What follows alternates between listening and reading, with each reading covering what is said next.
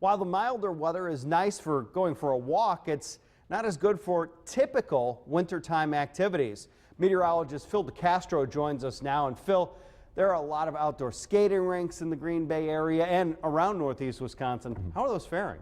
Well, up until this most recent warm-up, they had actually been doing pretty well, but that's no longer the case. City crews in De Pere and Green Bay started flooding the rinks last week, and we're getting pretty close to finishing some of them. The chilly start to the new year was a promising sign, but with this most recent warm weather, that work is halted, and much of the progress that crews has made is being undone. But Green Bay Parks officials say as long as the weather cooperates, it shouldn't take too long to get the rinks back on track.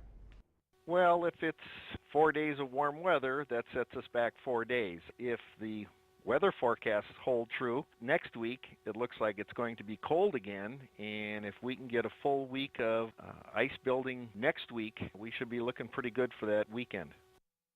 For crews to get good ice to form, they need overnight lows to be in the single digits to teens, and temperatures during the day to stay below freezing, and as little sunshine as possible is also preferable. Temperatures also can't be too cold, though, because the equipment they use could freeze that they use to flood the rinks when temperatures drop below zero. So over the next 7 days of our forecast period, we're going to see another 4 days where it looks like we could continue to lose that ice, or at least not be able to make any additional ice. However, the next 3 days after that into early next week, potentially beyond, look promising for some prime ice-making weather.